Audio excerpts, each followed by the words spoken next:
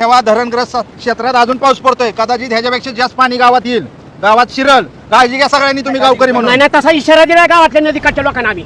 Sir परवा जो पूर येऊन गेला 5 फूट बांधारावरून पाणी चालू होतं, 6 फूट होतं, 6 फूट पाणी चालू होतं. असं नव्हतं. एवढंच नाही, बऱ्याच लोकांच्या घरात पाणी गेलं, गोट्यात पाणी गेलं, अन्नधान्याचं नुकसान झालं.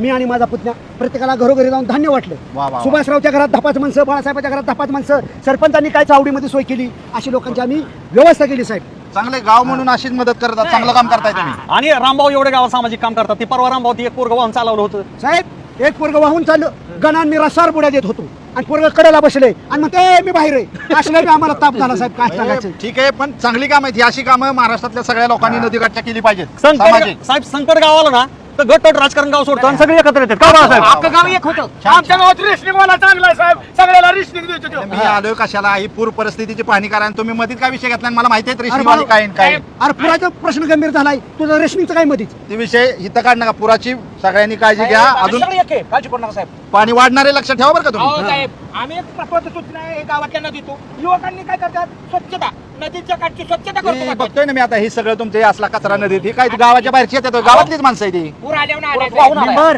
हा. सरपंच गावावर लक्ष द्या. नदीत कचरा लोक टाकतात. काय करतं तुमचं प्रशासन? करतात राव. योग्य पोरं नाही. करतात, अंघोळीला नका आल्या ना. विचारा रेशनिंग मिळतोय बरं का गावात सगळ्यांना. लय चांगला रेशनिंग वाला किरण शेठ. हो, आला ते. अरे मला बाळा, माहिती आहे. सुभाषराव काय काय हा विषय हा. मला सांगा सरपंच. मी आलोय कशासाठी त्या विषयावर महत्वाचं लक्ष द्या. ऐका सर, हा तर विषय महत्वाचा आहे, पण ह्याच्यापेक्षा आमच्या अस्तित्वाचा प्रश्न निर्माण झालाय. तुम्हाला एक विनंती आहे, आमचं गाव दुसऱ्या गटात गेले, ते फिरवी करणार आहोत. जिल्हा परिषद कसलं गट काय आहे? सांग की कसलं झेडपी गट. अरे साहेबांना माहिती आहे बाळू सगळं. अरे हे बघा, मला सांगा, तुमचा बारामती तालुका नगर परिषदेत काय गावं जोडली, इकडे माळेगाव नगरपंचायत झाली, ते गाव बाजूला गेलं. मला सांगा, ही सगळी अशी गावं गेली तर कुठली काय रचना करायची? आमच्या डोक्याला कमी ताप आहे का? तुमच्या सोयीने होणार आहे का ते? जसं आहे तसं ऍक्सेप्ट करावं लागेल तुम्हाला. साहेब, पण तेवढं एक करा आमच्या तिकीट. पहिल्यासारखं जसं होतं ना तसं केलं तर साहेब, बरोबर. एक विनंती आहे, माझ्यासारखा माणूस इतकं सामाजिक काम करणारा जर जिल्हा परिषदचा सदस्य झाला, अनेक मोठ्या प्रमाणात निधी येईल. तुमचं प्रशासन सुद्धा तुम्ही म्हणाल तसं काम गाव करेल. चुकलंय साहेब, टाकायला तुम्ही फिरवा ते. हे बघा, फिरवा.